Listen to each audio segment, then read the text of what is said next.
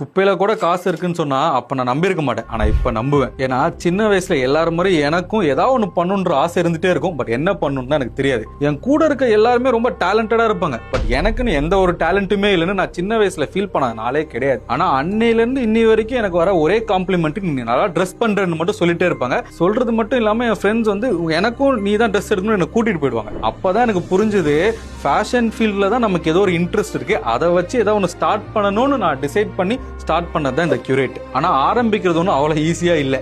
ஏன்னா பேஷனை நான் ஐடென்டிஃபை பண்ணிட்டேன். பட் அந்த பேஷன் எப்படி ஒரு ப்ரொஃபஷனல் இல்லை ஒரு பிசினஸா மாத்துறதுன்னு அப்ப எனக்கு எந்த ஐடியாவும் இல்லை. அதுக்கு இன்வெஸ்ட் பண்ற அளவுக்கு என்கிட்ட பேக்ரவுண்டும் யாரும் கிடையாது. இப்போ ஒரு 3 இயர்ஸ் கார்பரேட் கம்பெனில ஒர்க் பண்ணேன். அங்க ஒர்க் பண்ணி கொஞ்சம் கொஞ்சமா சேர்த்து வச்ச காசுல ஒரு 3 lakhs வச்சு ஒரு ஆன்லைன்ல கியூரேட்னு ஒரு பிராண்ட் ஆரம்பிச்சேன். ஒரு சின்னதா ஆன்லைன்ல ஆரம்பிச்ச பிராண்டு தான். அதை கொஞ்சம் கொஞ்சமா டெவலப் பண்ணி சென்னையில ஃபர்ஸ்ட் ஸ்டோர் ஓபன் பண்ணி இன்னைக்கு ஒரு மல்டிபிள் பிரான்ச்சஸ்ல அது ரன் ஆயிட்டு இருக்கு. சின்ன வயசுல ஃப்ரெண்ட்ஸுக்கு எல்லாம் கூட்டிட்டு போய் ட்ரெஸ் எடுத்து கொடுக்கும் போது என்னோட அந்த சின்ன இன்ட்ரெஸ்ட் வந்து இவ்வளவு பெரிய பிசினஸா மாறும்னு எனக்கு அப்ப தெரியாது. அதே மாதிரி உங்களுக்கும் சின்னதா நிறைய இன்ட்ரெஸ்ட் இருக்கும். பட் அதை சின்னதுன்னு நினைச்சு மட்டும் விட்டுறாதீங்க. ஒரு சின்ன ஆசையில நீங்க உங்களோட 100% நம்பிக்கையை கொடுத்தீங்கன்னா அது எவ்வளவு பெரிய விஷயமா வேணா மாறும். நம்பிக்கை.